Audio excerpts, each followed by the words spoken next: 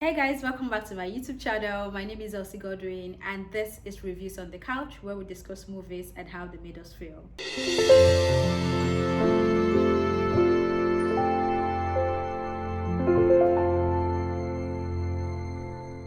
On this episode of Reviews on the Couch, we'll be discussing Ponzi. Ponzi is a Nollywood movie produced by Vincent Okonkwo and directed by Kayode Kasum, starring the likes of Timini Egbuson, Debo Macaroni, Broda Shaggi, Uzo Amaka, Zubi Michael, and a host of others. Ponzi is showing across cinemas nationwide. The storyline is about residents of a close in Nigeria who welcomes the politician's son with open arms into their world. He responds to their kindness by establishing a Ponzi scheme which leaves them in a situation desperate enough to inspire an amateur heist. The heist does not go according to plan. Joining me on Reviews on the Couch is Tito Abumere. Tito Abumere is a personal finance YouTuber and a photographer. I also have Racheal Emem Isaac. Racheal is a presenter with Pulse Nigeria, an actor and a movie buff. So they'll be joining me on the couch to have the conversation about how Ponzi made us feel and the lessons we can take away from it.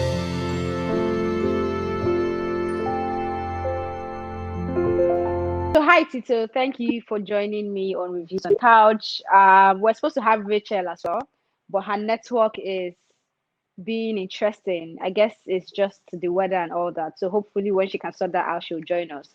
So we're discussing Ponzi. Is it Ponzi or it's Ponzi? Yeah, it's not Ponzi. It's fun. Okay, okay. So when you saw the movie, I mean, I saw it on Monday and I did not like the beginning, but towards the end, I enjoyed it, right? When you saw Ponzi, how did you feel about the movie?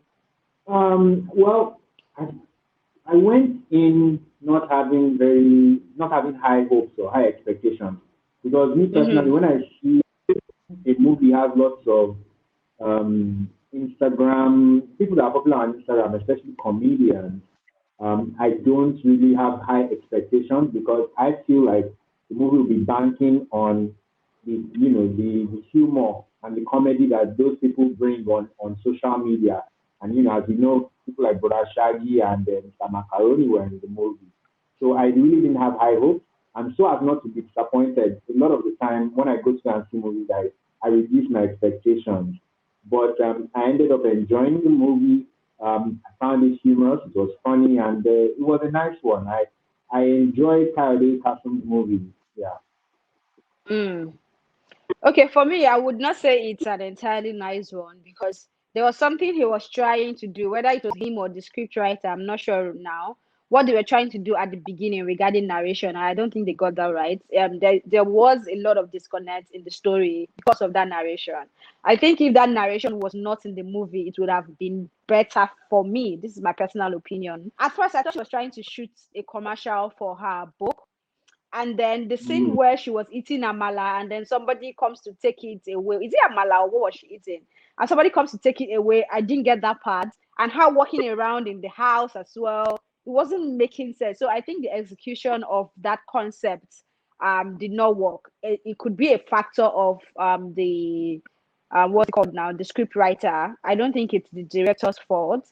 But talking about Kayode Kasumu, I love what he did with the whole theater feel. So in a scene, you could see like three different action going on, and I think that was pretty amazing. Just anybody cannot pull that off. I don't know if you noticed that as well.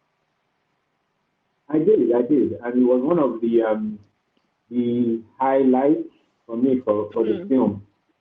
That big house, it just had a very theater and stage kind of feel to it. And when I saw the trailer, I noticed, and because I went for the pre-screening, and I saw Timini, who is also a friend of mine, and I asked him, where did you guys film this movie? Because that building, that old building in the ghetto looks very interesting. He said they actually filmed it in Agege. So I think it was intentional for them to have that look. Maybe they didn't consciously go for a theater or stage look, but that's how it ultimately came out. And they could have even, if they had even played on that a bit more, I think some would have been better. But I did notice it as well. It reminded me of Saru. I don't know if you saw Saru at Museum a few years ago, but it kind of reminded me of that place. mm. I don't think this is something you can achieve accidentally. I think he did that on purpose because you see the scene where there's a party And you have to actually be a professional. So something is happening at this point, it moves to the next point immediately. It's not like you're leaving the scene and trying to figure out, okay, what other scene are we going to? Everything is happening on the spot. And I think for that alone, I know Kayode is an amazing director. I'm not so I wouldn't be able to say the flops that came into the movie are his fault, because I kind of feel like it's the script writing and what they gave him to work with. But I think Racheal is here, so let me try to bring her in now and see. Hi, Racheal. Hi. For you, how did you feel watching the movie? All right, so it felt great watching the movie. I agree with Tito. It had that stage play feel. When I was seeing it, it just reminded me of Fela the musical. So there was a scene where Mawuli was on, I think on the TV, was doing this thing, and it was just beautiful. You know, there was a Tope Tedela really to Timini on the phone, to Mawuli and Uzo Amaka doing their thing. So it just felt like one long take. You know, it wasn't one long take, but it was like that was done in post pro, and it was beautiful. I did not see the movie from the beginning. I missed, like, according to Tito, I missed like 15 or 20 minutes of the movie, but it was beautiful. It could have been better, but the overall feeling that I got from the movie was a good feeling. It made me feel good, and I enjoyed it. Let's look at the casting as well. I don't think the casting was properly done. I just think it was done based on who is available and who would help us sell this movie.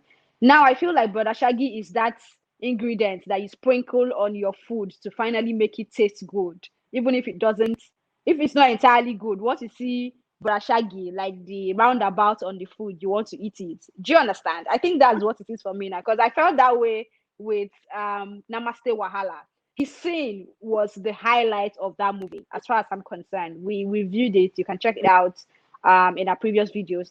But having a Timini as Debor's brother, and Debor having to be an Igbo guy whose Chineke sounds really cringy for an Igbo lady like me. I mean, I've seen movies where people are not, a Yoruba person or someone from Edo State is casted for an Igbo role, and they put in the work and the effort to actually pronounce those words, and it's just seamless. I can't remember any now off the top of my head, but I've seen some like that and it worked.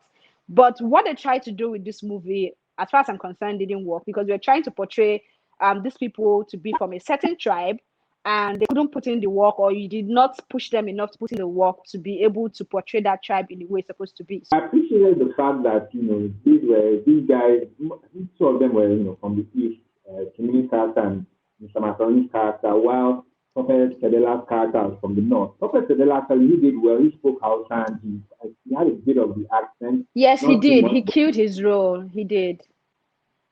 But Gabor and Timini, you're right. They could have done better to sound more Igbo. But what I particularly noticed when I saw the movie was, these guys live in the ghetto, and most of them actually sounded very educated and very well spoken for people that actually live in that part of town. So there was a bit of a disconnect on that angle for me. So I heard you say that in your movie review on your channel. Check out his channel, by the way. So I don't agree, because I think there are educated people that have found themselves in environments like that because maybe they don't have a job yet, or they are squatting to find a way to get something. And it doesn't mean that they can't speak English. So let's not think that everybody in the rural setting cannot actually speak proper English. We're not saying you should start sounding like a UK or US deportee, right? But at least you can express yourself and express yourself correctly. So we lost Racheal finally. But I'm particular about having you on this conversation because of the message the movie was trying to portray. You're a personal finance YouTuber. You give out tips on investments. And this movie tries to educate people in terms of finance and how those who we can say are smart might try to prey on your inadequacies or your ambition to kind of swindle you, right? And for me, I wouldn't say it wasn't properly executed, because I saw how they tried to also bring in MMM into the conversation and try to let people know that people can actually come in to tell you invest this money and invest that. So do you think that was properly executed, and could there have been more? Well, they did a good job in terms of trying to enlighten people on all these scams that exist. And, they still exist. Everyone remembers NMM from a few years ago. A few people fell victim, to it. And now there are some other types of investment things that exist digitally these days, that not all of them are legit. And like you said, I'm a personal finance YouTuber, so especially with the agri ones where they say bring money for him and they invest your money in rice or in goats or whatnot, there are a few of those around. So for there to have been this film Ponzi that tells people or kind of like illustrated how somebody will say, oh, you bring your money, we'll double it for you or we'll give you profit, don't worry and all that. It was a nice one on their part. Not too many movies have a message for society these days. So even if you may feel some type of way about how the movie was executed or done, you at least give them a little bit of credit for the fact that they're trying to enlighten people in a language that they understand about scams and other type of things like that exist in society today. And they pretty much run the way they illustrated them in the movie, where somebody will come and say, "Bring your money, we'll put it in this fictitious thing, and your money will double." And then add your friends and let them bring their friends and all that. So that's pretty much how it runs, and it was very relatable. I think they did it in a language that lots of people could understand. So if you're going to give, say, 5 tips, if that's not a stretch, 5 tips when they want to invest, what would you say to them? Talk to a professional. Yeah, because even if maybe your bank or you may be a customer of an investment or asset firm, you can always call them up, call customer care, or send them an email and ask them this XYZ investment thing that I saw on social media. Is it legit? Do you endorse it? You could also ask your family members or friends, because you pretty much all have friends or family members who are knowledgeable about these things. So yeah, ask a professional.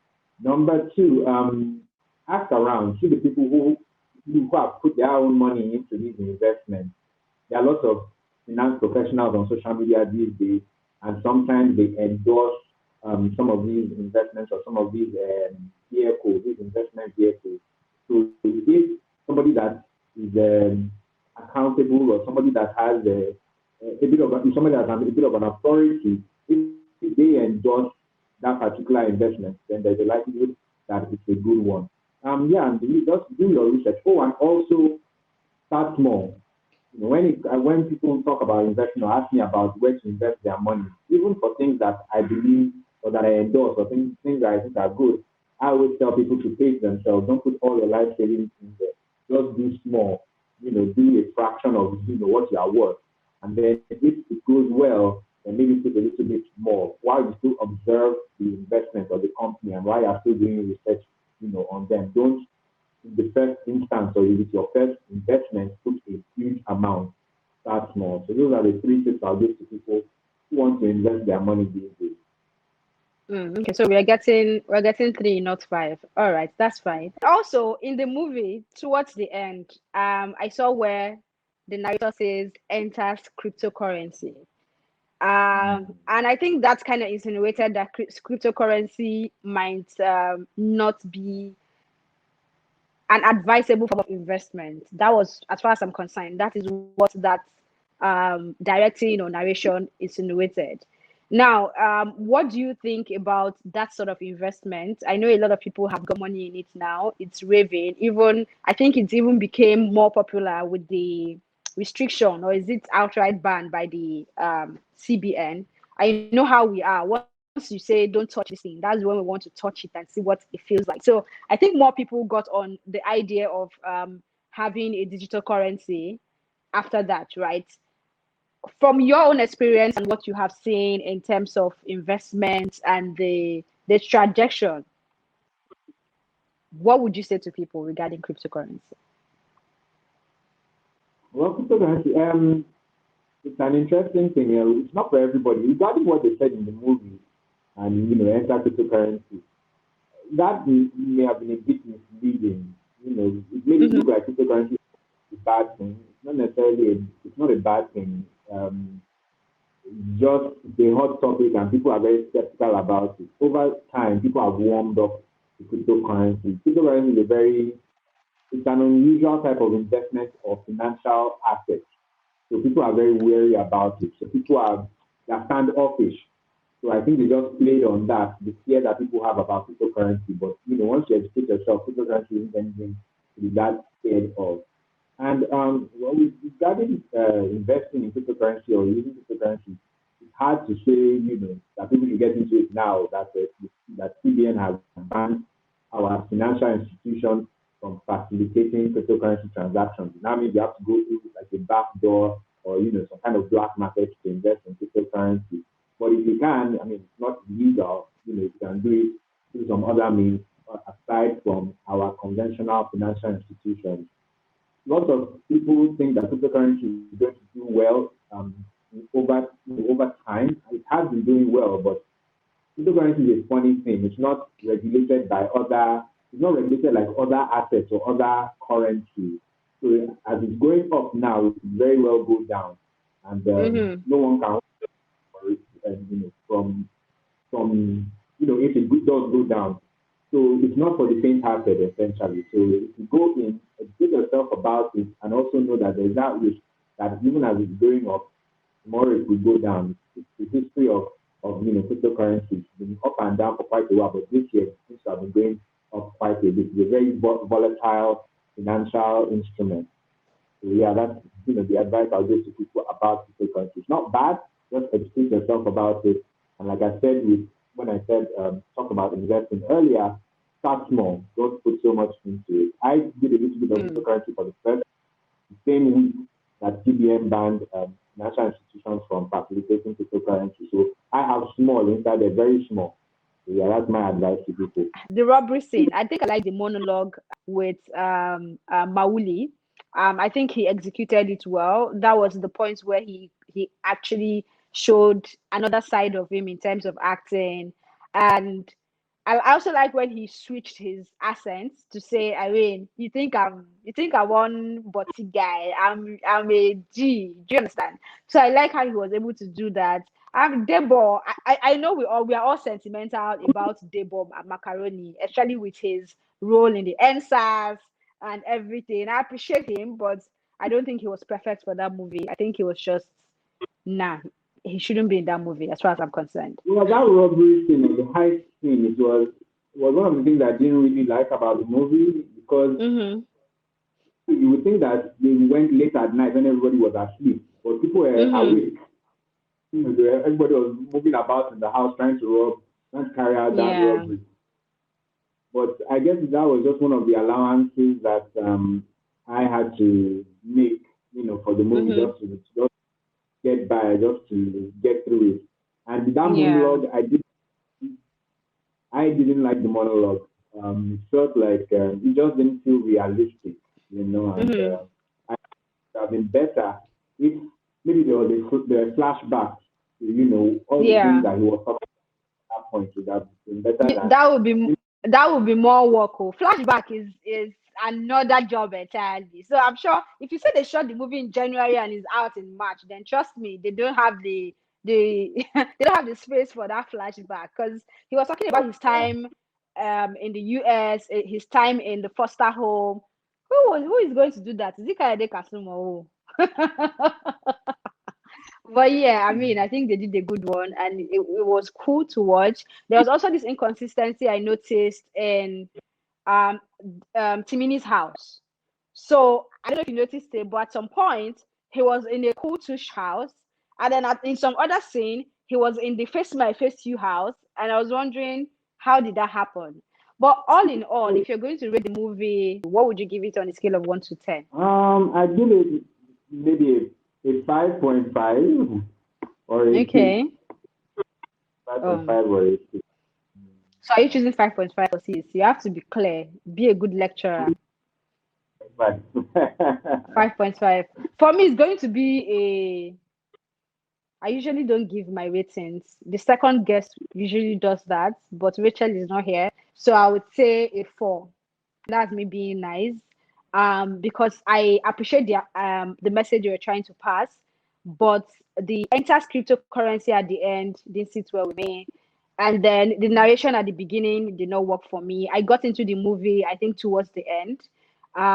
Big shout out to Jide Kosoko. He did what Jide Kosoko will always do. His facial expression is just he's just amazing. And then Tope Tedela, I loved his acting. He slipped into the whole Hausa guy thing perfectly well.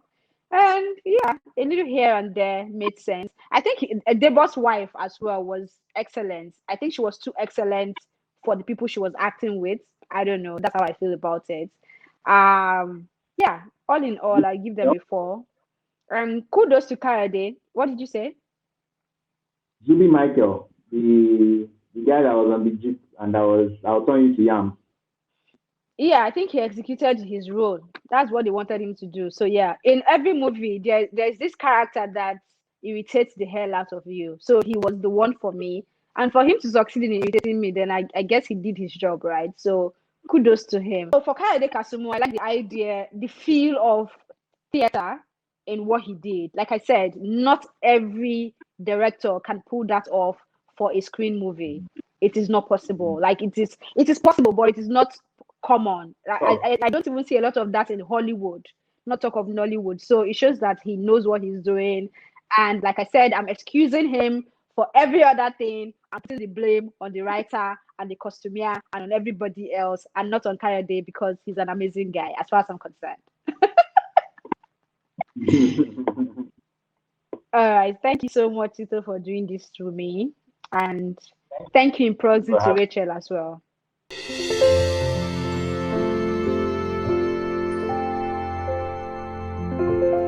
Thank you for watching, and thank you to my guests as well, Tito and Racheal. Unfortunately, we couldn't get enough of Racheal because of her network, but I promise to bring her back some other time to discuss some other movie.